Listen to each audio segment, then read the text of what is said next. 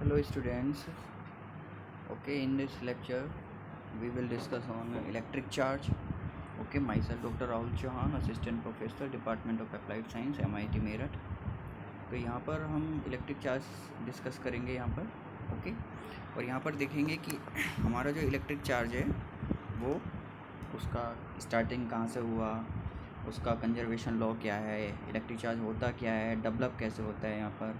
Okay, और conservation laws के quantization क्या होता है चार्ज, और फाइनली हम कूलम्स लॉ यहाँ पर डिस्कस करेंगे। कुछ प्रॉब्लम यहाँ पर उसके ऊपर हम देखेंगे। ओके, तो ओके स्टार्ट करते हैं यहाँ पर। तो यहाँ पर देखिए ये आउटलाइन है। यहाँ पर आज के जो भी प्रेजेंटेशन रहेगा हमारा आज का, इसका आउटलाइन यहाँ पर डिस्कस करेंगे हम। सबसे पहले हम इलेक्ट्रिक चार्ज देखेंगे क्या है, फिर टाइप्स ऑफ रहेगा, टाइप्स ऑफ चार्जेस रहेगा, conservation laws, quantization of charge, electron theory of electrification, और फाइनली हम यहाँ पर कूलम्स लॉ डिस्कस करेंगे। ओके, सो सबसे पहले हम स्टार्ट करेंगे यहाँ पर इलेक्ट्रिक चार्ज से। ओके, चलिए इलेक्ट्रिक चार्ज देखते हैं।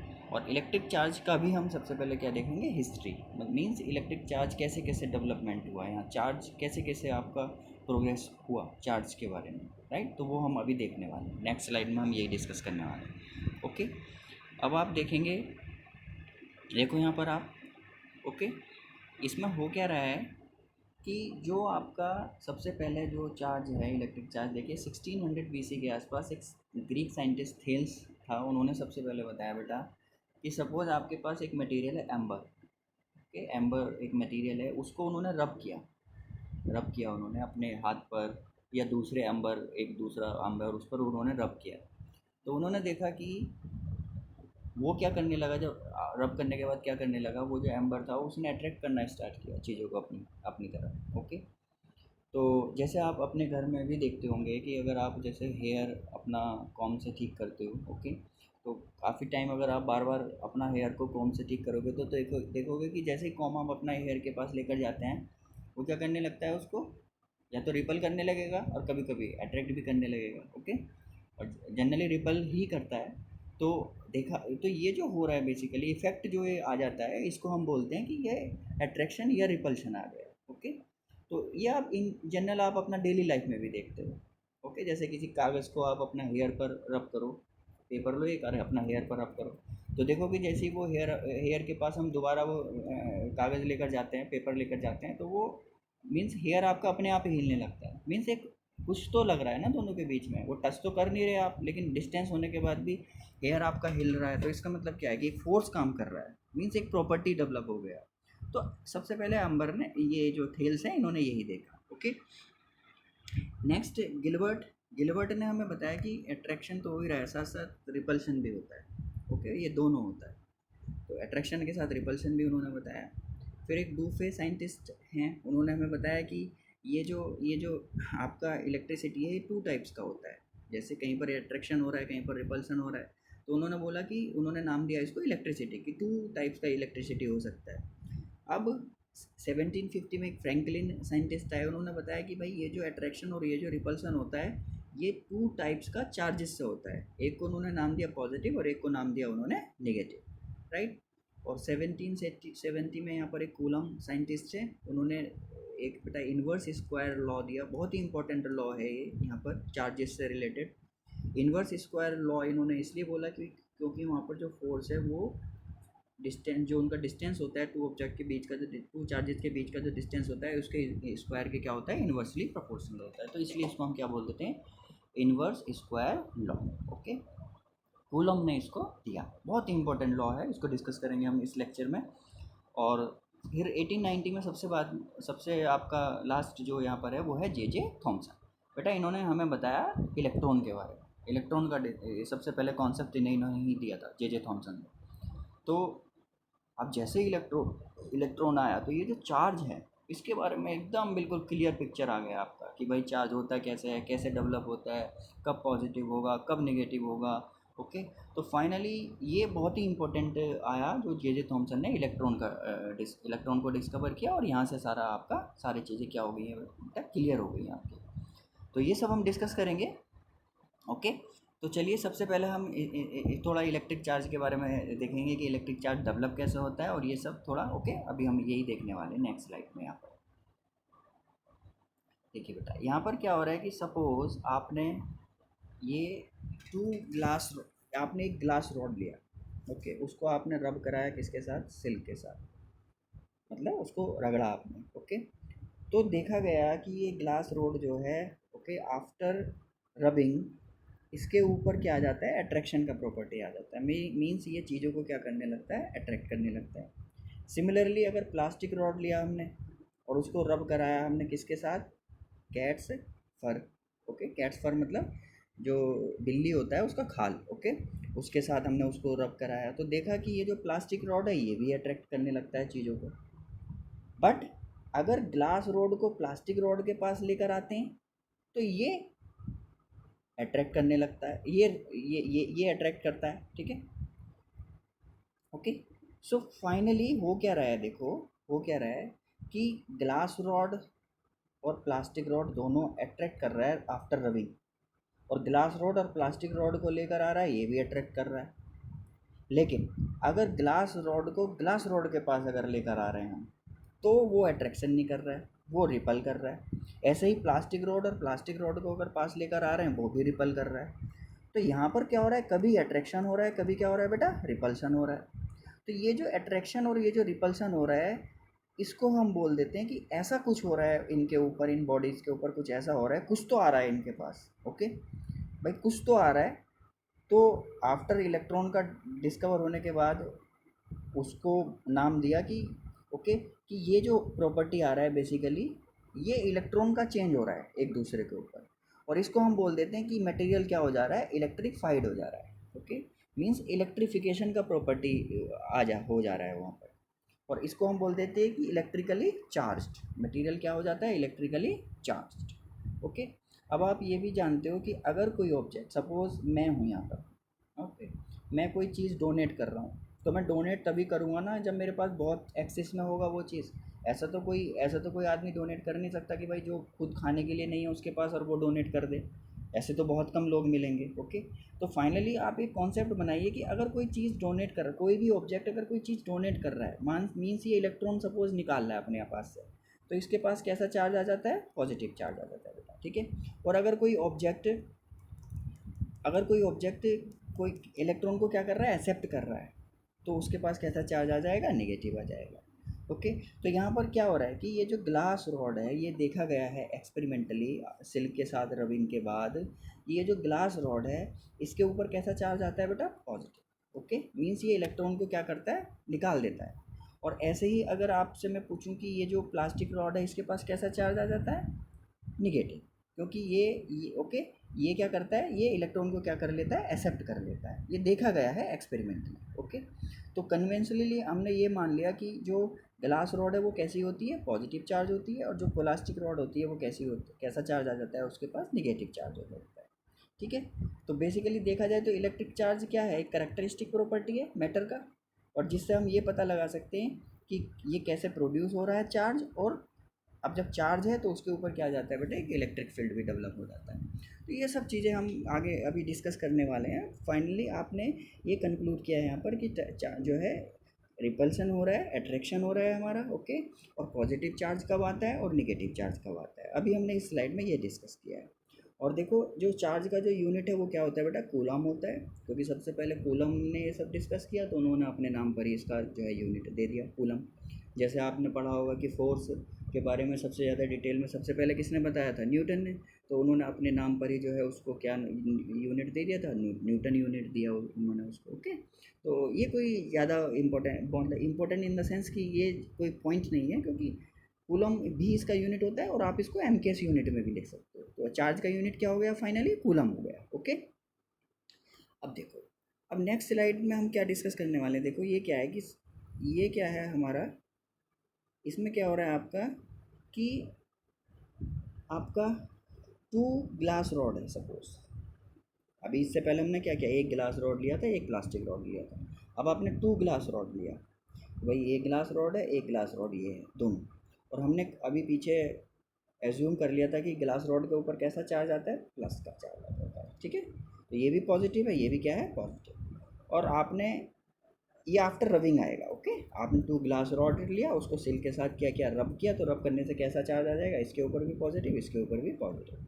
तो पॉजिटिव चार्ज, अब ये रॉड आप पास पास लेकर आ रहे हो दोनों को एक दूसरे के पास पास, तो ये क्या करता है, रिपेल करेगा। ओके, ओके, रिपेल करता है, ये दूर की तरफ धक्का देता है। और ऐसे ही प्लास्टिक चार्ज पे भी कैसा चार्ज आता है, तो 2 प्लास्टिक रॉड लिया आपने, उसको कैट से जो फर है उसके साथ रब किया, तो इनके ऊपर कैसा चार्ज आ जाता है, निगेटिव चार्ज आ जाता है। ठीक है, और फिर आप इनको भी अगर पास पास लाओगे तो ये भी क्या करेगा, रिपल्सन का, रिपल करेगा एक दूसरे को, रिपल्सन का फोर्स लगता है। ठीक है, अब देखो होता क्या है कि एक पॉजिटिव चार्ज, तो फाइनली आप ये कंक्लूड कर सकते हो कि चार्ज कितना टाइप का होता है बेटा, 2 टाइप्स का, एक तो पॉजिटिव चार्ज रहेगा और एक क्या रहेगा आपका, नेगेटिव चार्ज रहेगा। ओके, तो 2 ग्लास रॉड और 2 प्लास्टिक रॉड एक दूसरे को क्या कर रहा है, रिपल करता है। बट अगर एक ग्लास रॉड और एक प्लास्टिक रॉड आप पास लेकर आओगे तो वो क्या करेगा, अट्रैक्ट करेगा। तो यहाँ पर, यहाँ से हमने ये कंक्लूजन यहाँ पर ड्रॉ किया कि अगर सेम सेम चार्जेस है तो वो रिपल करेगा, और अगर अपोजिट चार्जेस है तो वो क्या करता है बेटा, अट्रैक्ट करता है। तो ये हमने यहाँ से कंक्लूजन क्या किया, ड्रॉ किया। ओके, अब कुछ पिक्चर्स से मैं क्लियर करूँगा आगे अगला नेक्स्ट स्लाइड में कि एक्चुअली पिक्चर में क्या हो रहा है कि रिपल्सन कब होगा और आपका अट्रैक्शन कब होगा। ओके, अब अब देखिए यहाँ पर क्या हो रहा है, देखिए यहाँ पर ये पिक्चर है आपका, इसमें क्या हो रहा है कि देखो ये एक ग्लास रॉड ये है और एक ग्लास रॉड ये है, इस पर कैसा चार्ज है, पॉजिटिव, इसके पर कैसा चार्ज है, पॉजिटिव। तो ये क्या करेगा बेटा, एक दूसरे को रिपल करेगा। ओके, दूर की तरफ धक्का देगा। ऐसे ही यहाँ भी प्लास्टिक रॉड है, प्लास्टिक रॉड है, ये भी क्या करेगा, एक दूसरे को रिपल करेगा। ओके, बट ग्लास रॉड और प्लास्टिक रॉड क्या करेगा, एक दूसरे को अट्रैक्ट करेगा। ओके, मीन्स सेम चार्जेस आपका क्या करता है, रिपल करता है, और जो आपके अपोजिट चार्जेस है वो क्या करता है, अट्रैक्ट करता है। ओके, सिमिलरली यहाँ पर भी दिखाया है, देखो माइनस माइनस से थोड़ा दूर दूर बना रखा है, तो ये क्या कर रहा है, रिपल कर रहा है, प्लस प्लस रिपल कर रहा है, और प्लस माइनस क्या कर रहा है, अट्रैक्ट कर रहा है। इस तरह से हम यहाँ पर ये इन फिगर्स का हेल्प से ये पता लगा सकते हैं। ओके, नेक्स्ट स्लाइड भी इसी से ही रिलेटेड है आपका, नेक्स्ट स्लाइड भी इसी से ही रिलेटेड है आपका। उसमें क्या हो रहा है, देखो ये क्या है आपका, इसमें आपका एक प्लस का चार्ज है, ये भी प्लस का चार्ज है, तो सेम चार्जेस हो गया, तो ये क्या करेगा, रिपेल करेगा। देखिए रिपेल का मतलब है पुश करना, धक्का देना। ओके, दूर की तरफ धकेलना। तो प्लस प्लस क्या करता है, धक्का देता है एक दूसरे को, दूर की तरफ भगाता है। ओके, सिमिलरली अगर अपोजिट चार्जेस है तो वो क्या करता है, पुल करता है, खींचता है अपनी तरफ। तो यहाँ पर अट्रैक्ट और रिपल का मतलब बताने का कोशिश किया है कि अट्रैक्शन का मतलब हो जाता है पुल करना, खींचना, और रिपल का मतलब क्या है आपका, पुश करना। ओके, दूर की साइड को धक्का देना।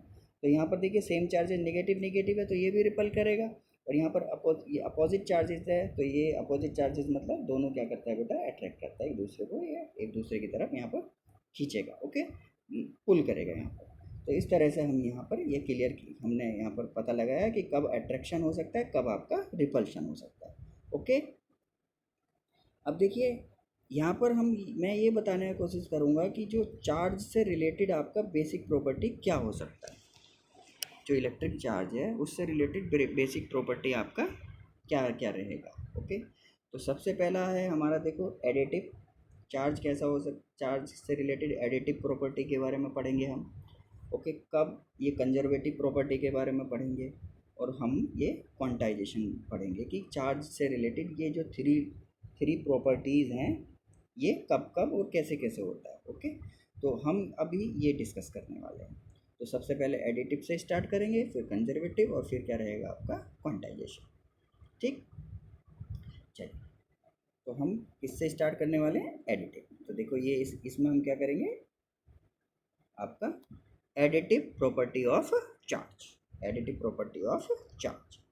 अब देखो, आपने सपोज आप किसी लिफ्ट के ऊपर खड़े हो, तो आपका वेट 50 kg है, किसी दूसरे का वेट 100 kg है, या सपोज ओके ऐसे ही, तो टोटल टोटल वेट निकालने के लिए आप क्या कर देते हो, सम कर देते हो।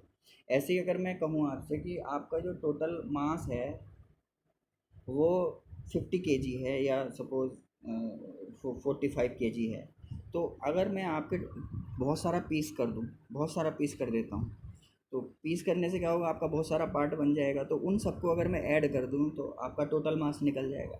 तो बेसिकली मास क्या है, एडिटिव प्रॉपर्टी है। आप ये बोल सकते हो कि अगर किसी का भी मास हमें निकालना है तो हमें सबको क्या करना होता है, ऐड करना होता है, टोटल ऐड करना होता है। सिमिलरली बेटा ये जो चार्ज है ना, ये भी कैसी क्वांटिटी होती है, एडिटिव क्वांटिटी होती है। मतलब अगर आपको किसी बॉडी के ऊपर चार्ज निकालना है तो आपको ये पता लगाना पड़ेगा कि वो किन किन से मिल के बना हुआ है, उनके ऊपर क्या चार्ज है, और उन सारे चार्जेस को आप क्या कर दो, अगर ऐड कर दो तो आप क्या निकाल लोगे, टोटल चार्ज निकाल लोगे। और जैसे आपका मास कैसी क्वांटिटी होती है, स्केलर, ओके, वैसे ही चार्ज भी आपकी कैसी क्वांटिटी होती है, स्केलर क्वांटिटी होती है। स्केलर जानते हो कि जहाँ पर केवल मैग्नीट्यूड का ज़रूरत पड़ता है, किसी क्वांटिटी को डिफाइन करने के लिए डायरेक्शन का ज़रूरत नहीं होता। ओके, तो जैसे जैसे मास का प्रॉपर्टी रहता है ऑलमोस्ट वैसे ही किसका प्रॉपर्टी रहता है बेटा, चार्ज का प्रॉपर्टी रहता है। चार्ज भी कैसा क्वांटिटी है, स्केलर क्वांटिटी है।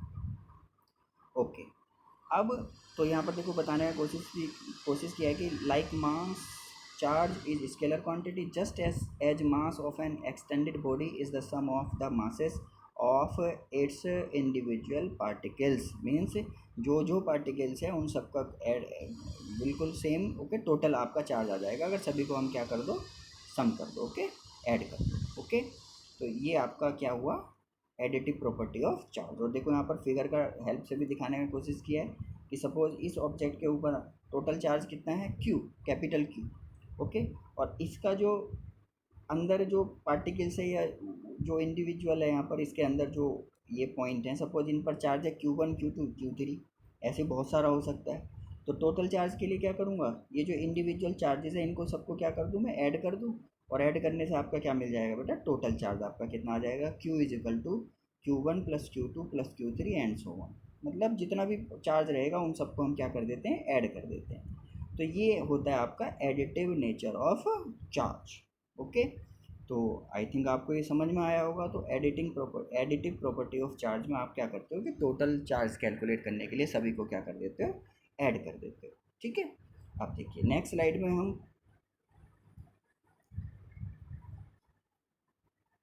कंजर्वेशन ऑफ चार्ज, ये भी जो है एडिशन से ही रिलेटेड है। देखिए कंजर्वेशन ऑफ चार्ज क्या है। अब जैसे आपने एनर्जी पढ़ा है, एनर्जी क्या पढ़ा है आपने कि neither can be created nor destroyed, it can be transfer from one medium to another medium. यही तो होता है कंजर्वेशन ऑफ एनर्जी। तो मीन्स अगर कोई ये बॉडी ये एनर्जी अगर बाहर निकाल रही है तो जितना एनर्जी ये बाहर की साइड जा रहा है उतना ही एनर्जी अंदर क्या होता है बेटा, डिक्रीज होता है।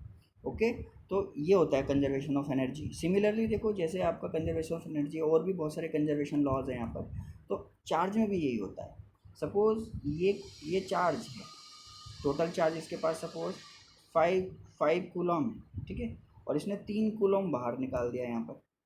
तो इसके अंदर कितने का कमी हो गया, इसके अंदर बेटा कितने का कमी हो गया, 3 कूलम का क्या हो जाएगा, कमी हो जाएगा। तो इसके ऊपर कितना बचेगा, 2 कूलम बचेगा।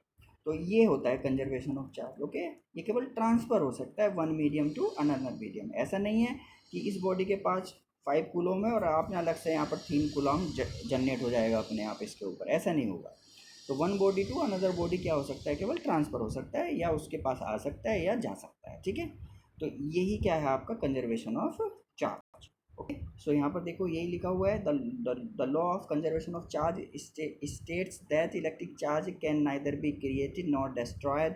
Okay, in a closed system the amount of charge remains the same. Okay, when something changes its charge it does not create charge but transfer. Charge क्या हो सकता है, केवल ट्रांसफ़र हो सकता है। Okay, one medium to another medium.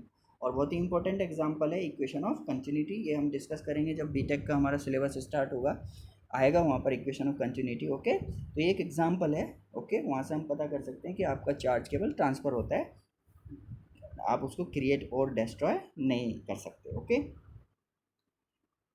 Okay, सो अगर मान लिया कोई आइसोलेटेड सिस्टम है, उसका किसी से कोई मतलब नहीं है, वो अपने आप में अलग है। आइसोलेटेड का मतलब ये होता है बिल्कुल अलग, ओके, सेपरेट। तो उस पर जो चार्ज है, जब उसका किसी से कोई कांटेक्ट ही नहीं है, तो जितना चार्ज उसके ऊपर रहेगा वो कांस्टेंट रहेगा।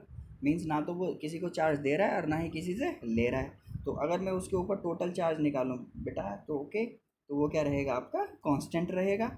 और ये इस तरह से आप उसके ऊपर क्या निकाल सकते हो, टोटल चार्ज जो है वो क्या रहेगा, कांस्टेंट रहेगा। तो ये, लेकिन ये किसके लिए है? आइसोलेटेड सिस्टम के लिए, बिल्कुल अलग सेपरेट सिस्टम जो है। आइसोलेटेड का मतलब क्या होता है? Separate system. ओके, तो इस तरह से आप यहाँ पर ये बता सकते हो कि कब आपका आइसोलेटेड के लिए क्या होगा, आपका टोटल सम हो जाएगा चार्जेस का। ओके,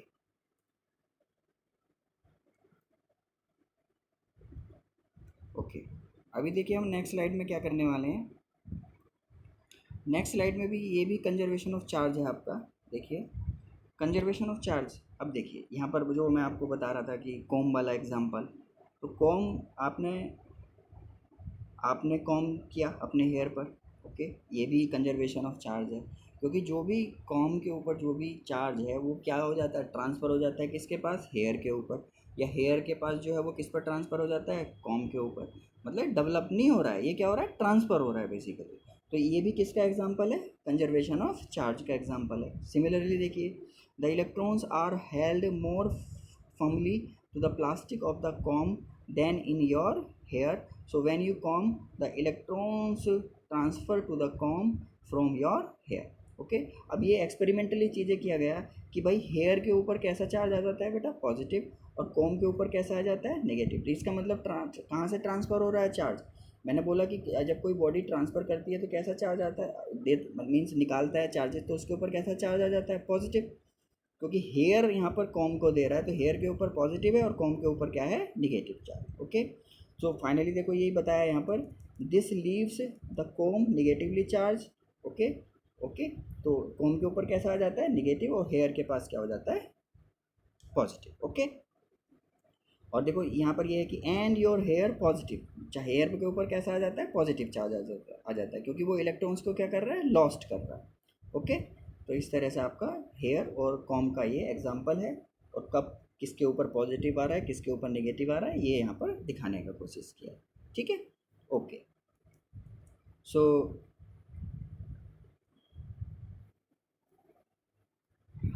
अब देखिए नेक्स्ट है हमारा quantization of charge. Okay, quantization of charge में क्या रहेगा आपका? देखिए होता क्या है कि आपका जो क्वांटाइजेशन ऑफ चार्ज है, उस एक्सपेरिमेंटली ये देखा गया है कि जैसे एक ऑब्जेक्ट ये है, एक ऑब्जेक्ट ये है, तो इनके ऊपर जो चार्ज है वो हमेशा या तो ई रहेगा, या 2e रहेगा, या 3e रहेगा, या 4e रहेगा। ओके, मीन्स इंटीग्रल मल्टीपल रहेगा। ये पॉजिटिव भी हो सकता है, ये नेगेटिव भी हो सकता है। ओके, मीन्स फ्रैक्शन नहीं रहेगा। ऐसा नहीं रहेगा कि e/2 2e/3, मीन्स वो आपका फ्रैक्शन फॉर्म में नहीं आएगा, हमेशा कैसा रहेगा? इंटीग्रल। तो फाइनली अगर मैं आपसे कहूँ कि ये कोई बॉडी है, इसके ऊपर ये बहुत सारा ये इसका चार्ज है, मतलब ये ई है, ये 2e है, ये 3e है। ओके, ये n चार्जेज हैं बेसिकली। ओके, और हर एक का चार्ज कितना है? ई। तो टोटल चार्ज मैंने अभी एडिटिव प्रॉपर्टी आपको पढ़ाया है, एडिटिव प्रॉपर्टी पढ़ाया है मैंने आपको। तो एडिटिव प्रॉपर्टी में क्या होता है कि टोटल चार्ज जो है वो सम हो जाता है चार्जेस का। तो जो टोटल चार्ज है बेसिकली वो क्या हो जाएगा? Q is equal to n into e. यहाँ पर n क्या है? नंबर, जो नंबर्स है। ओके, और ये एक इलेक्ट्रॉन का चार्ज है ई। तो यहाँ पर जो ओके, तो टोटल चार्ज कितना हो जाएगा? Q is equal to N E. तो मतलब चार्ज क्या रहेगा? या तो ई रहेगा, या 2e रहेगा, या 3e रहेगा, या 4e रहेगा। तो इसको हम बोलते हैं बेटा क्वांटाइजेशन, क्वांटाइजेशन ऑफ चार्ज। देखो जैसे आपने एनर्जी पढ़ा होगा, फोटोन का एनर्जी क्या होता है? h new, 2h new, 3h new, 4h new. वो भी कभी भी फ्रैक्शन फॉर्म में नहीं होता, तो उसको हम क्वांटाइजेशन ऑफ एनर्जी बोल देते हैं। ओके, तो यहाँ भी यही है, सेम कॉन्सेप्ट है। यहाँ भी चार्ज हमेशा क्या रहेगा? एक इंटीग्रल मल्टीपल में रहेगा, फ्रैक्शन फॉर्म में नहीं रहेगा। इसको, इस प्रॉपर्टी को हम, इस ये जो प्रॉपर्टी है चार्ज का, इसको हम क्या बोल देते हैं? Quantization of charge. ओके, तो यही देखो experimentally it is established that all free charges are integral multiples of a basic unit of charges, charge denoted by e। मतलब ये जो सिंगल चार्ज है, जो e, इसको हम बेटा जो आपका बेसिक चार्ज होता है ये भी बोल देते हैं। ओके, बेसिक यूनिट है ये चार्ज का, मिनिमम इतना हो सकता है। ओके, और अगर आप 2e 3e, तो इस तरह से मतलब मिनिमम चार्ज e हो सकता है। किसी भी ऑब्जेक्ट के ऊपर, चाहे मैं हूँ चाहे आप हूँ, मिनिमम चार्ज ई हो सकता है, इससे नीचे वो नहीं जा सकता। इससे नीचे जाने का मतलब है फ्रैक्शन फॉर्म में आना, ठीक है, तो वो नहीं, कभी भी पॉसिबल नहीं है। तो मिनिमम चार्ज कितना हो सकता है, ई हो सकता है, ओके, प्रिंसिपल चार्ज भी बोल देते हैं, ओके ओके। और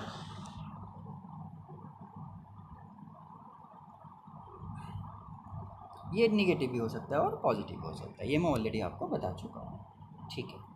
अब देखिए यहाँ पर इसमें क्या हो रहा है आपका, इसमें ये बताने का कोशिश किया है कि ये तो मैं ऑलरेडी बता चुका हूँ कि चार्ज क्या होता है हमारा, क्वांटाइज्ड होता है, ओके। और Q इजिकल टू क्या हो सकता है, plus minus any, means plus का भी हो सकता है और माइनस का भी हो सकता है। और आपका n कोई इंटीजर है, और e जो देखो ये जो मिनिमम यूनिट मैंने बताया कितना हो सकता है, e, और e कितना, e का वैल्यू कितना होता है बेटा, 1.6 इंटू 10⁻⁻19 कूलम्स। ये आपका एक्सपेरिमेंटली जब चीज़ें बाद में आया तो ये डिफाइन हुआ कि ई का चार्ज, मिनिमम चार्ज इतना हो सकता है किसी के भी ऊपर।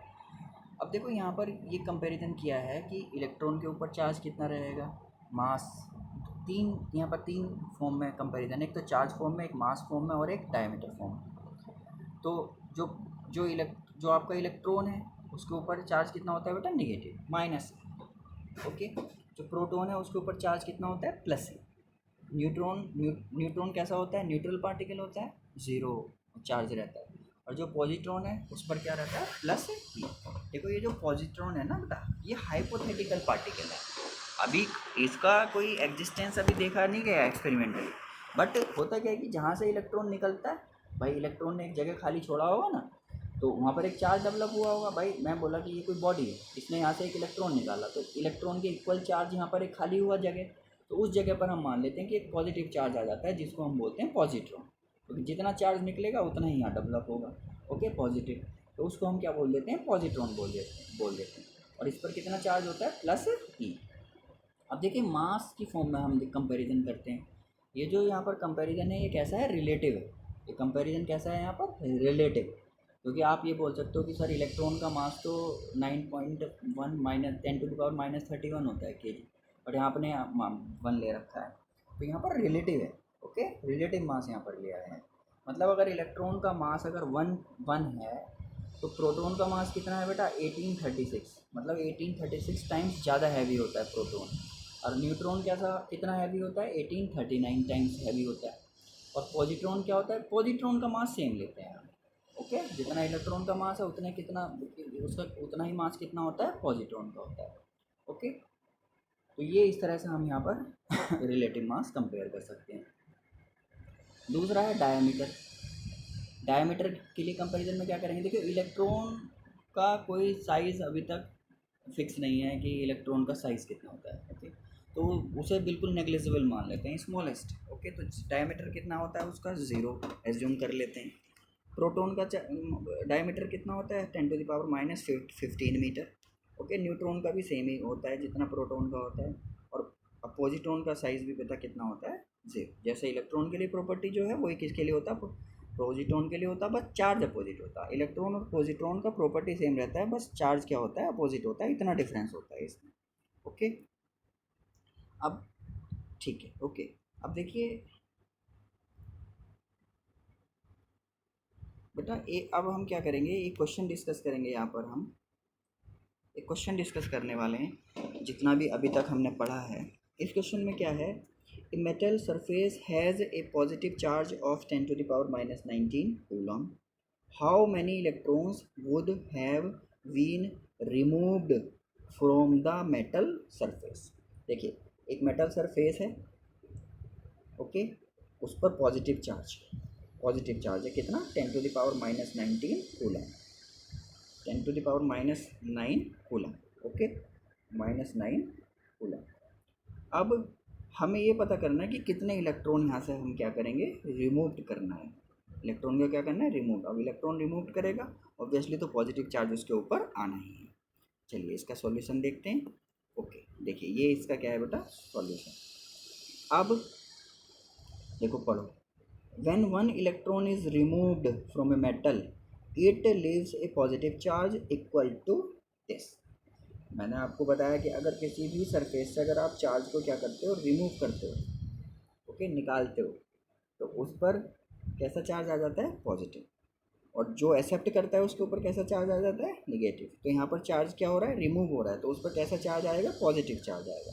तो क्यू कितना हो गया, इतना 10⁹9 कूलम।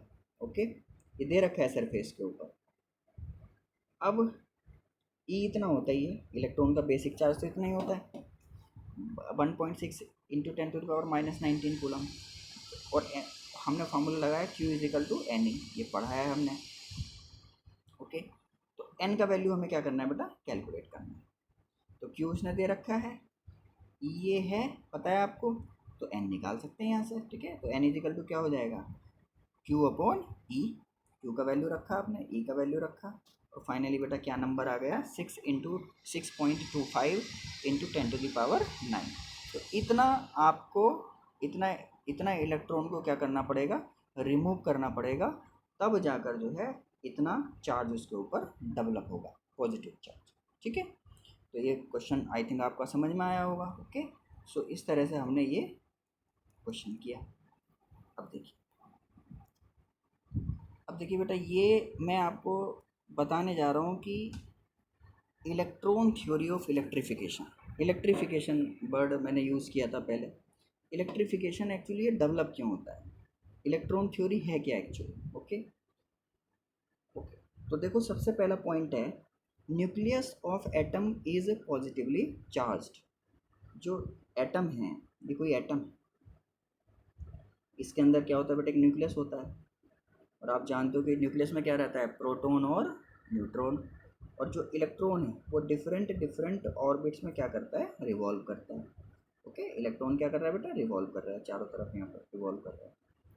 तो एक तरफ पॉजिटिव चार्ज है, एक तरफ क्या है, निगेटिव चार्ज है। ओके, तो देखो सेकेंड पॉइंट यही है, the electron revolving A around it is negatively charge. Electron कैसा चार्ज है, नेगेटिव चार्ज है।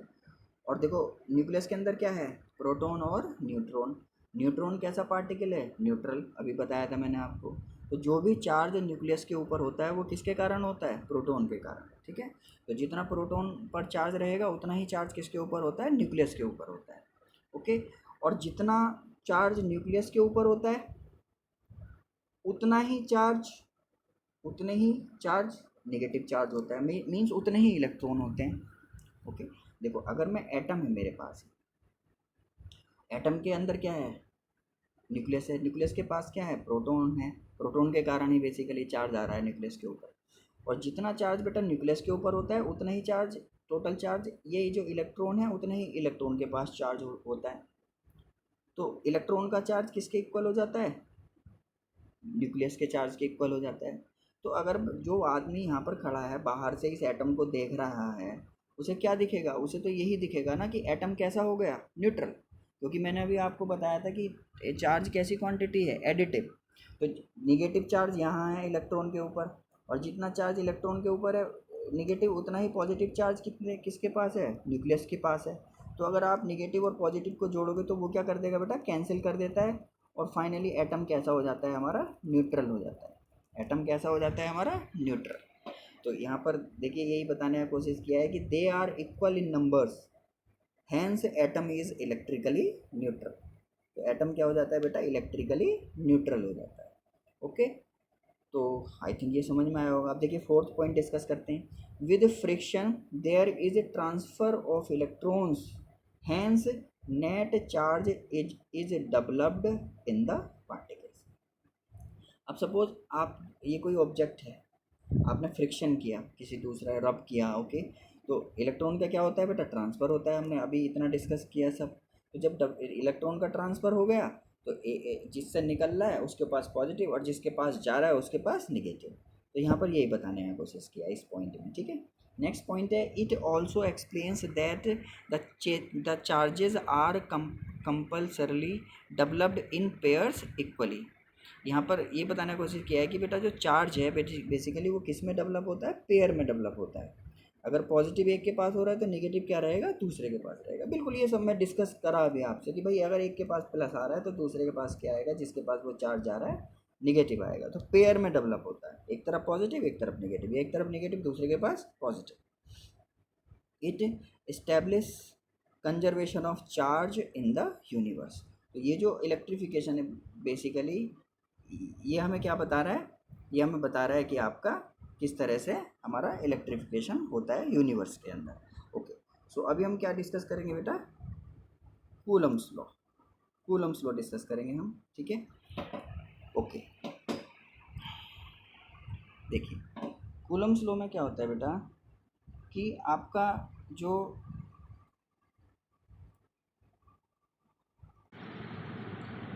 ओके सो अभी हम जो डिस्कस करेंगे वो करेंगे बेटा कूलम्स लॉ।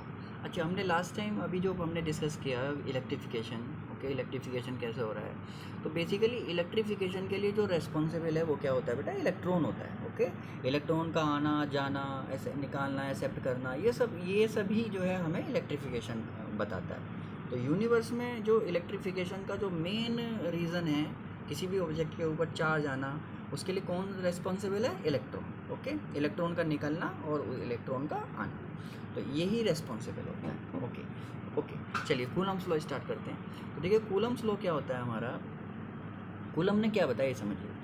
कूलम ने हमें ये बताया कि सपोज़ अब आपने जब ये लेक्चर स्टार्ट किया आपने पढ़ा कहीं पर रिपल्सन लग रहा है, कहीं पर हमारा अट्रैक्शन लग रहा है, तो कूलम ने हमें बताया कि कब रिपल्सन लगेगा, कब अट्रैक्शन होगा और क्या वो फोर्स कितना होगा जो जो इन चार्जेस के बीच में लगता है। ओके, तो सपोज़ आपके पास ये टू चार्जेस है बेटा, एक चार्ज ये है एक चार्ज ये है, ये सपोज़ Q1 है और ये कितना है Q2। आपको नहीं पता कि पॉजिटिव है या negative, but just two charges है और सपोज़ इनके बीच का डिस्टेंस है r। ओके, तो कूलम ने हमें बताया कि इनके ऊपर जो फोर्स लगता है, इन जो चार्जेस है, ये जो टू चार्जेस है इनके बीच में जो फोर्स लगता है, ओके, वो इक्वल होता है। ओके, मींस प्रोपोर्शनल होता है। ये जो Q1 Q2 है इनके प्रोडक्ट के क्या होता है, जो मैग्नीट्यूड आएगा उसके प्रोपोर्शनल होता है। ओके, और ये जो डिस्टेंस थी r, ओके, इसके स्क्वायर के क्या होता है बेटा, इनवर्सली प्रोपोर्शनल होता है। और ये कूलम ने लॉ ऐसे ही नहीं दिया कि भाई वो उनका मर्जी आया और उन्होंने दे दिया, इसके लिए उन्होंने एक्सपेरिमेंट किया होगा। ओके, उन्होंने देखा होगा कि भाई वैल्यूज़ आई होंगी, चेंज किया होगा उन्होंने चार्जेस ये सब, तो फाइनली कंक्लूड उन्होंने यही किया कि जो जो फोर्स लगता है इन दोनों चार्जेस के बीच में वो इन चार्जेस के प्रोडक्ट के तो क्या होता है, इक्वल होता है, बट डिस्टेंस के स्क्वायर के क्या होता है, इन्वर्सली प्रोपोर्शनल होता है। ठीक है, और फोर्स का जो डायरेक्शन होता है ऑलवेज वो क्या होता है, ये जो लाइन होती है, जो लाइन मिलाती है इन दोनों चार्जेस को, इसके अलोंग लगता है। ओके, अब वो रिपल्सन का होगा या अट्रैक्शन का होगा वो डिपेंड करेगा चार्जेस कैसे हैं आपके, पॉजिटिव हैं या निगेटिव। अगर पॉजिटिव है दोनों तो रिपल करेंगे दोनों एक दूसरे की तरफ, बाहर की तरफ जाएगा। ओके, और अगर अट्रैक्ट करेंगे तो चार्जेस क्या करेंगे बेटा, अगर अगर निगेटिव के होंगे चार्जेस तो क्या करेंगे, वो अट्रैक्ट करेंगे। ये मैं ऑलरेडी आपको बता चुका हूँ। ठीक है, तो फाइनली देखिए लास्ट लाइन पढ़िए, the direction of the force is along the line joining the charges. जो भी लाइन है जो ज्वाइन करेगी उन चार्जेस को, फोर्स का डायरेक्शन हमेशा उसके क्या होता है, अलोंग होता है। ऐसा नहीं है कि इसके बाहर चला जाएगा, इधर आ गया, ऐसा कभी नहीं होगा। फोर्स का डायरेक्शन हमेशा क्या रहेगा, इस लाइन के अलोंग ही रहेगा। ओके, अब अब देखिए हम क्या करेंगे बेटा, इसका मैथमेटिकल फॉर्म निकालेंगे। कूलम्स लॉ का क्या करेंगे, मैथमेटिकल फॉर्म, क्योंकि कूलम्स लॉ के ऊपर कुछ प्रॉब्लम भी हम डिस्कस करेंगे, तो वो प्रॉब्लम हम यहाँ पर उसके लिए एक फॉर्मूला चाहिए, तो वो फॉर्मूला हम निकाल रहे हैं अभी। ओके, नेक्स्ट स्लाइड में हम यही करेंगे। देखिए इसमें क्या है, टू चार्जेस है आपके पास, एक Q1 और एक क्या है Q2, और ये आपने डायरेक्शन क्या रहेगा, हमेशा अलोंग रहेगा। जो लाइन ज्वाइन करेगा Q1 Q2 को उसके क्या रहेगा, अलोंग रहेगा।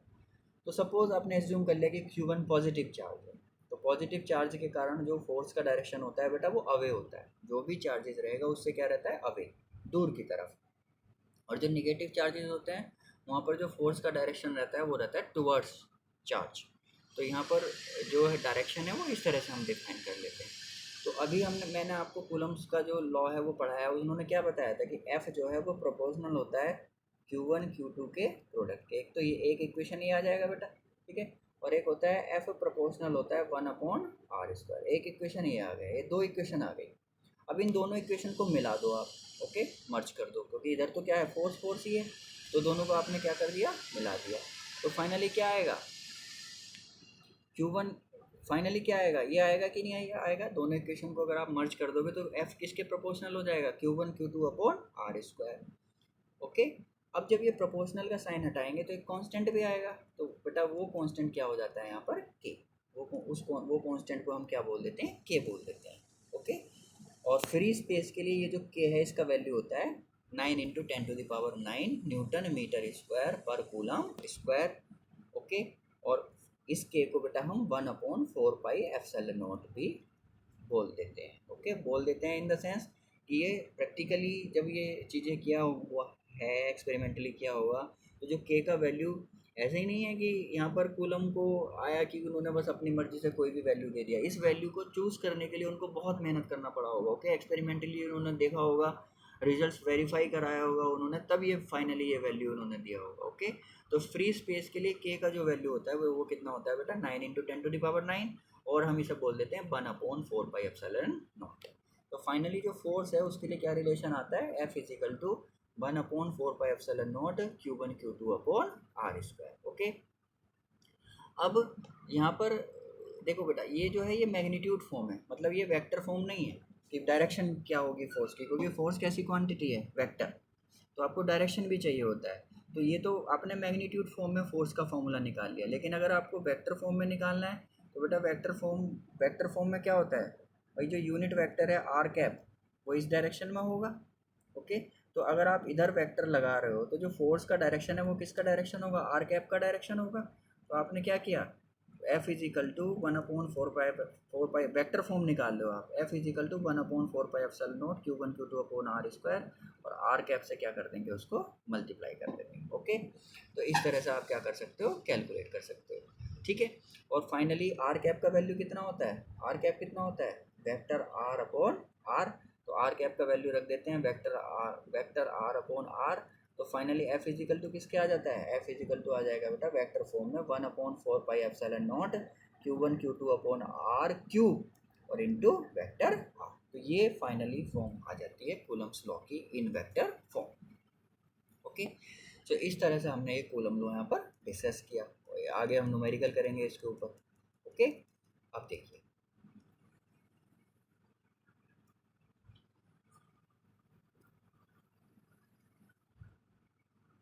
देखो बेटा, अब ये जो कूलम फोर्स है, जो ये फोर्स लग रहा है, इसका कुछ प्रॉपर्टी होता है, वो हम यहाँ एक 1 बाय 1 यहाँ पर डिस्कस कर रहे हैं। ओके, अब देखिए होता क्या है बेटा, कूलम्बियन जो फोर्स है वो हमेशा इन्वर्स स्क्वायर लॉ को फॉलो करता है। मैं अभी बता चुका हूँ आपको कि कूलम फोर्स कैसा होता है बेटा, इन्वर्स स्क्वायर लॉ फोर्स होता है ये, क्योंकि यहाँ पर जो फोर्स लगता है वो किसके इन्वर्सली प्रोपोर्शनल होता है, जो डिस्टेंस होता है दोनों चार्जेस के बीच का, उसके इन्वर्सली प्रोपोर्शनल होता है स्क्वायर के डिस्टेंस के। ठीक है, तो ये पॉइंट क्लियर है बिल्कुल। अब Coulomb force are central force because this force acts along the line joining the centres of two charges. देखो होता क्या है कि ये जो, देखो होता क्या है बेटा, ये सेंट्रल फोर्स क्या होता है, सेंट्रल फोर्स में क्या होता है कि जैसे आपका सन के अराउंड अर्थ रिवॉल्व कर रहा है, तो अर्थ सपोज ये है, ये अर्थ है बेटा, ये अर्थ है और ये सन है, तो ये जो दोनों के बीच का जो डिस्टेंस है, हमेशा जो भी फोर्स लगता है इन दोनों के बीच में वो इस लाइन के अलोंग होगा, और किसकी तरफ लगेगा, सेंटर की तरफ।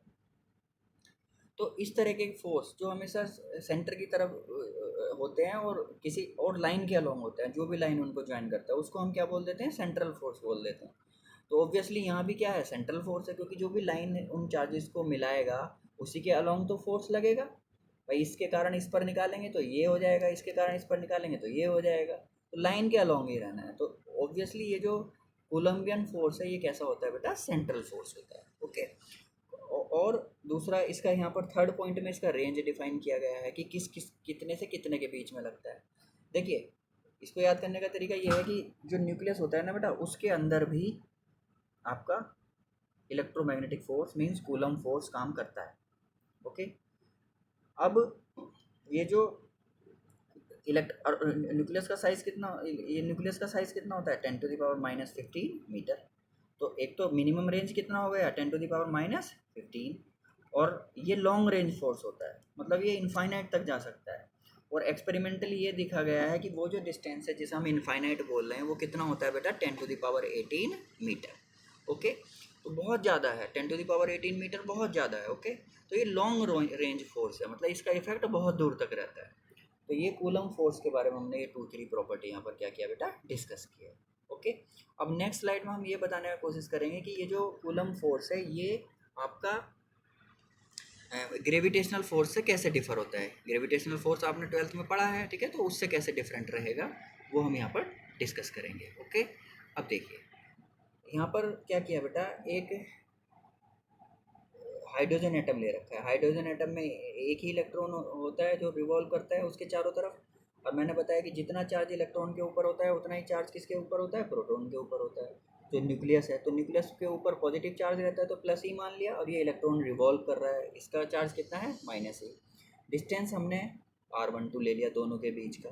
तो ग्रेविटेशनल फोर्स क्या होता है, जो एक मास ये है एक मास ये है। ओके, तो G m1m2 upon are square होता है। ओके, डिस्टेंस r12 है तो ये फार्मूला लग जाएगा बेटा, और हमें इसका मास भी पता है इसका मास भी पता है और डिस्टेंस भी पता है दोनों के बीच का। बेटा ये पहली ऑर्बिट है, सपोज ये कैसी कौन सी ऑर्बिट है, पहली ऑर्बिट हाइड्रोजन एटम के लिए। तो एक्सपेरिमेंटली हमें पता है कि जो पहली ऑर्बिट का जो रेडियस होता है वो कितना होता है बेटा 5.3 इंटू 10⁻11 मीटर। तो ये डिस्टेंस है दोनों के बीच का। ये सारी वैल्यूज़ नोन है तो यहाँ से ग्रेविटेशनल फोर्स निकल जाएगा। सिमिलरली आपका क्या हो जाएगा, ये एफ ई है, ये यहाँ पर कूलम्स लॉ लगाया 1/4πε0 Q1 Q2/r²। सपो इस ओके, तो Q1 हमें पता है, Q2 पता है और डिस्टेंस भी पता है। तो बेटा ये जो एफ ई है बेसिकली ये कितना आता है 3.6 इंटू 10⁻8 न्यूटन। ओके, अब देखो ये तो -47 में है, ये -8 में है, तो ऑब्वियसली जो -47 है माइनस में तो बहुत कम हो गया। तो ग्रेविटेशनल फोर्स जो है वो इलेक्ट्रोमैग्नेटिक जो इलेक्ट्रिक फोर्स है उससे उसका वैल्यू क्या होता है बेटा लेस होता है। तो इस तरह से हम यहाँ पर ये डिफाइन कर सकते हैं। ओके ओके, अब ये कूलम फोर्स के बारे में हमने ये डिस्कस किया है यहाँ पर, और ये बताने की कोशिश किया कि ग्रेविटेशनल और इलेक्ट्रिक फोर्स में क्या डिफरेंस होता है। अच्छा, अब देखो बेटा नेक्स्ट स्लाइड में हम कुछ प्रॉब्लम्स डिस्कस करेंगे कूलम फोर्स के ऊपर। ओके, अब कुछ प्रॉब्लम्स डिस्कस करने वाले हैं हम, तो ये प्रॉब्लम्स हम देखने वाले हैं। देखिए, 2 electrons are a metre apart, what is the force between them. तो यहाँ पर ये है कि 2 इलेक्ट्रॉन्स हैं, उनका बीच का डिस्टेंस कितना है 1 मीटर। तो हम ये बताएंगे कि व्हाट इज़ द फोर्स, उनके बीच में क्या फोर्स लग रहा है। तो ऑब्वियसली कूलम्स लॉ लगा देंगे भाई, 2 चार्जेस दे रखा है, 2 इलेक्ट्रॉन का मतलब 2 चार्जेस दे रखा है और डिस्टेंस भी 1 मीटर दे रखा है। तो फॉर्मूला हमें पता है, देखिए ये ओके, डिस्टेंस 1 मीटर, डिस्टेंस कितना है बेटा 1 मीटर, ये 1 मीटर डिस्टेंस है, ये चार्जेस है सेम चार्जेस रहेगा। ओके, क्यू ई है यहाँ पर, क्यू ई मीन्स इलेक्ट्रॉन का चार्ज। तो Q1 Q2 अपॉन जो डिस्टेंस है d² लगा दिया और ये वैल्यूज़ रख दिया Q1 Q2 का। ओके, और फाइनली आपका क्या आ जाएगा फोर्स आ जाएगा बेटा, सिंपल न्यूमेरिकल है, ठीक है। तो इस तरह से हम इसे कर सकते हैं। नेक्स्ट है हमारा, नेक्स्ट प्रॉब्लम है calculate the force of electrostatics attraction between a proton and an electron separated by a distance of 8 into 10⁻14 metre.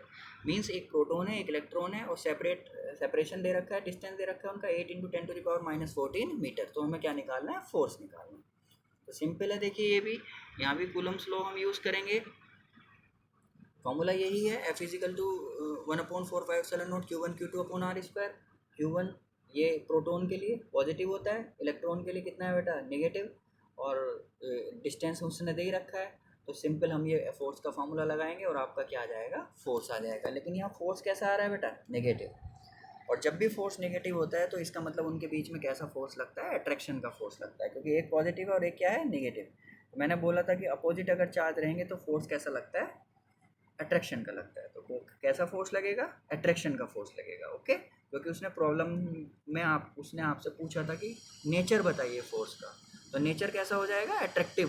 Okay, तो फोर्स कैसा लगेगा, अट्रैक्टिव लगेगा दोनों के बीच में। ओके, देखिए बेटा नेक्स्ट प्रॉब्लम देखते हैं। ये two electrostatic force on a sphere of charge 0.8 into 10 to the power minus 6 coulomb due to another sphere of charge 0.4 into 10 to the power minus 6 coulomb in vacuum is 0.1 Newton. Calculate the force on the second sphere due to the first and also the distance between the two spheres. Problem ये है बेटा कि आपके पास यहाँ पर to spare हैं, okay, एक के ऊपर चार्ज दे रखा है, दोनों के ऊपर पॉजिटिव चार्ज, ओके, पहले के ऊपर भी और दूसरे के ऊपर भी, तो और उनके बीच का, ओके, और वैक्यूम में फोर्स दे दिया 0.1 न्यूटन, फोर्स जो लग रहा है वो भी दे दिया, तो डिस्टेंस पूछ रहा है यहाँ पर। ऑब्वियसली तो पहले वाले न्यूमेरिकल में डिस्टेंस दिया होता, चार्जेस दिया होता तो फोर्स पूछ लेता था, फोर्स दे दिया, चार्जेस दे दिए तो डिस्टेंस पूछ लिया, बस यही डिफरेंस है, ओके। तो चलिए इसको करते हैं। देखिए इसमें क्या हो रहा है बेटा, देखो यहाँ पर टू चार्जेस है, फोर्स दे रखा है, अब चार्जेस क्या हैं, सेम, प्लस प्लस हैं, तो क्या प्लस प्लस में है तो रिपल करेगा दोनों एक दूसरे को, बिल्कुल, ओके। रिपल का मतलब जैसे एक्शन रिएक्शन होता है ना, okay, F12 is equal to minus F21 means, okay, तो यहाँ पर दोनों रिपल करेगा एक दूसरे को। अब देखिए फोर्स का फॉर्मूला लगाया, Q1 Q2 गिवन है, F गिवन है, तो यहाँ से बेटा R आप क्या कर सकते हो, कैलकुलेट कर सकते हो, सिंपल न्यूमेरिकल है, ओके। बस यही था यहाँ पर कि रिपल्शन का लगेगा और अट्रैक्शन का लगेगा, यही पॉइंट था यहाँ पर, ओके। अब देखिए ये जो न्यूमेरिकल मैं बताने जा रहा हूँ बेटा, ये बहुत इंपॉर्टेंट है, मतलब काफ़ी पूछा जाता है। नेक्स्ट स्लाइड में जो न्यूमेरिकल आएगा इसमें क्या है कि two small charged spheres contain charges plus Q1 and Q2, मतलब दो स्पेयर है, एक के ऊपर प्लस Q1 चार्ज है, एक दूसरे के ऊपर क्या है प्लस Q2, दोनों के ऊपर प्लस है।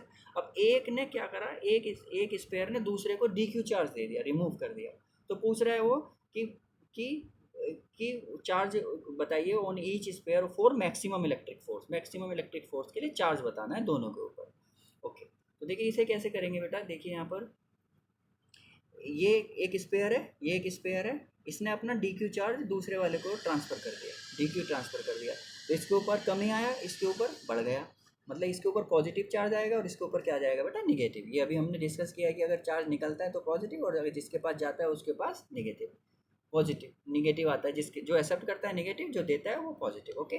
तो अगर मान लिया DQ चार्ज ट्रांसफ़र हो रहा है तो इस पर क्या हुई, कमी, तो पहले Q1 था, DQ चला गया, तो इसके ऊपर कितना चार्ज बचेगा, Q1 माइनस DQ, ओके। दूसरे के पास बढ़ जाएगा DQ, तो उसके ऊपर कितना चार्ज हो जाएगा बेटा, Q2 प्लस DQ। तो फोर्स के लिए हमने फार्मूला लगाया 1K/R² और Q1 Q2, ओके। तो Q1 का वैल्यू इतना है, Q2, तो फोर्स कैलकुलेट कर लिया आपने, फोर्स आ गया बेटा, ये फोर्स आ गया। अब वो पूछ रहा है कि मैक्सिमम इलेक्ट्रिक फोर्स कहाँ पर होगा, ये पूछ रहा है वो, ओके। तो मैक्सिमम के लिए हमने क्या किया, इसको क्या कर दिया बेटा, मैक्सिमम मिनिमा निकालने के लिए डिफरेंशिएट कर देते हैं और इक्वल टू क्या कर देते हैं, जीरो के कर देते हैं। तो इक्वल टू जीरो करने से आपको DQ का वैल्यू पता चल जाएगा, और जैसे ही DQ का वैल्यू आ गया तो क्या आप Q1 Q2 की वैल्यू निकाल सकते हो कि नहीं, कि पहले चार्ज के ऊपर कितना चार्ज रहेगा, पहले स्पेयर के ऊपर कितना चार्ज रहेगा और दूसरे स्पेयर के ऊपर कितना चार्ज रहेगा। पहले के ऊपर कितना है, Q1 माइनस DQ की वैल्यू हम निकाल चुके हैं, तो यहाँ पर रख देंगे, और दूसरे स्पेयर के ऊपर चार्ज निकालने के लिए क्या कर देंगे, उसमें DQ क्या कर देंगे, ऐड कर देंगे। तो बेटा यही किया है, देखिए पहले पर चार्ज निकालने के लिए स्पेयर पर ये माइनस DQ कर दिया, तो कितना हो गया, हाफ Q1 प्लस Q2, और ऐसे ही सेकंड के ऊपर हम चार्ज निकालने के लिए क्या कर दिया, हमने DQ को क्या कर दिया, ऐड कर दिया है, और DQ का वैल्यू हमने निकाल रखा है, तो फाइनली कि आपका कितना आ जाएगा, half Q1 plus Q2, okay. अब देखिए नेक्स्ट स्लाइड में क्या है बेटा, कि नेक्स्ट स्लाइड में मैं बताऊंगा आपको कि सुपरपोजिशन प्रिंसिपल क्या होता है। यहाँ पर मान लिया बहुत सारा फोर्स लगा हुआ है कहीं पर, बहुत सारा चार्जेस है मतलब, और टोटल फोर्स निकालना है आपको। जैसे यहाँ पर क्या हो रहा है कि यहाँ पर क्या हो रहा है कि ये जो चार्ज है Q3, इसके ऊपर हमें निकालना है फोर्स, इसके कारण भी और इसके कारण भी, ओके। तो यहाँ पर जो टोटल फोर्स होता है वो क्या हो जाता है बेटा, सम हो जाता है, जितना भी चार्जेस के कारण फोर्स लग रहा है उन सभी का क्या हो जाता है, सम हो जाता है। और फोर्स वेक्टर क्वांटिटी है तो डायरेक्शन भी मैटर करता है, तो जो सेम डायरेक्शन में रहेंगे वो पॉजिटिव हो जाएंगे, प्लस हो जाएंगे, जो उसके अपोजिट डायरेक्शन में रहेंगे वो क्या हो जाएंगे, आपके माइनस हो जाएंगे, ओके। बट ये पक्का है कि हमें रिजल्टेंट फोर्स निकालने के लिए क्या करना पड़ता है, उन सभी को हम क्या कर देते हैं, ऐड कर देते हैं बेटा, ओके। तो इसको हम क्या बोलते हैं, superposition principle for force, okay. Next slide में देखिए बेटा हम क्या करेंगे, ये न्यूमेरिकल है, इसके ऊपर फोर्स के ये फोर्स का जो अभी मैंने सुपरपोजिशन प्रिंसिपल बताया, इसके ऊपर कुछ न्यूमेरिकल है। अब देखिए इसमें क्या है कि इस प्रॉब्लम में क्या हो रहा है कि 3 चार्जेस है आपके पास, एक +2 माइक्रोकूलम का है, एक +3 माइक्रोकूलम का है और एक क्या है बेटा +4 माइक्रोकूलम का है। Are placed at the corners of the equilateral triangle, एक इक्विलेटरल ट्राइंगल है उसके कॉर्नर पर रखा हुआ है, ईच ऑफ द साइड, और साइड कितना है 0.2 मीटर। बहुत इंपॉर्टेंट न्यूमेरिकल है, बहुत पूछा जाता है। Find the force on +4 microcoulomb due to other two charges, मतलब एक चार्ज ये जो +4 वाला है इसके ऊपर हमें चार्ज निकाल मीन्स फोर्स निकालना है, रिजल्टेंट फोर्स निकालना है किसके कारण, +2 के कारण भी और +3 के कारण भी। ओके, तो चलिए इसको स्टार्ट करते हैं। देखिए इसका एक फिगर बना रखा है बेटा, इसमें क्या हो रहा है कि देखिए ये एक ट्रायंगल बनाया हमने इक्विलेटरल। ओके, अब इसका हमें पता है कि एंगल कितना होता है 60 होता है, सब 60 बना दिया हमने, ए पर +2 रख दिया, बी पर +3 रख दिया और +4 सी पर रख दिया। तो हमें +4 पर निकालना है टोटल फोर्स कितना लग रहा है। तो हम मैंने अभी बताया था कि प्लस के कारण जो फोर्स की डायरेक्शन होती है वो क्या होती है, अवे होती है। तो ये इस डायरेक्शन में आएगा आपका, ये आपका इस डायरेक्शन में आएगा। ओके, और इसके कारण इस डायरेक्शन में आएगा, और इन दोनों का जो रिजल्टेंट होगा वो इन दोनों के कहीं बीच में होगा। ओके, तो ये हमने ये फिगर आपको ये बता रहा है। तो पहले हमने क्या किया, पहले ए, ये जो ए के कारण इस पर हमने फोर्स निकाला सी पर, तो वही सेम फार्मूला लगाया 1/4πε0 Q1 Q2 अपॉन R² बेटा। ओके, और तो Q1 Q2 का वैल्यू पता है हमें, ये रख दिया, और जो फोर्स का डायरेक्शन होगा वो क्या होगा, ये होगा अलोंग CD, इस डायरेक्शन में फोर्स का डायरेक्शन होगा। सिमिलरली बी के कारण इस पर निकालेंगे तो यहाँ पर फोर्स का डायरेक्शन क्या होगा, ये होगा। तो ये निकाल लिया हमने, FB निकाल लिया। ओके, और फिर अब रिजल्टेंट कहाँ है, यहाँ। तो रिजल्टेंट निकालने के लिए हमने क्या करेंगे, रिजल्टेंट निकालने के लिए हमने बेटा यहाँ पर जो पैरेललोग्राम मेथड होता है वेक्टर्स का, 2 वेक्टर्स का, एक वेक्टर ये है एक वेक्टर ये है, और पैरेललोग्राम ये बनना है। ओके, तो यहाँ पर रिजल्टेंट निकालने के लिए हम फार्मूला यूज़ कर लेंगे। ओके, ये फार्मूला हमने पढ़ रखा है, ठीक है, ये फार्मूला हमने पढ़ रखा है। तो इसमें क्या होता है कि रिजल्टेंट निकालने के लिए हमने क्या किया, जो ये है F √FA² + FB² + 2FA FB cos 60।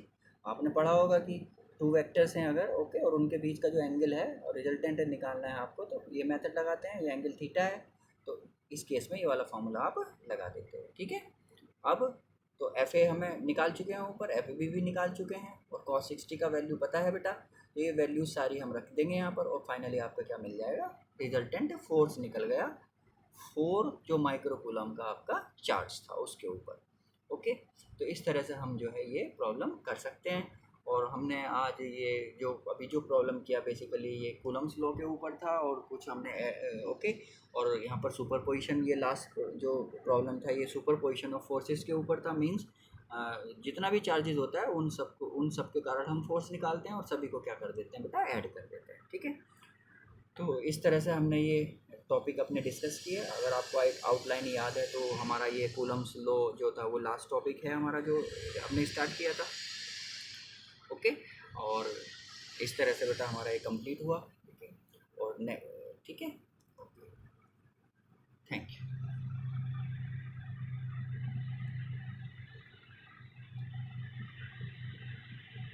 अगर किसी को कोई भी प्रॉब्लम रहेगा तो हम डिस्कस कर लेंगे इसको, ओके, जो क्लास में जाएगा ये। Thank you.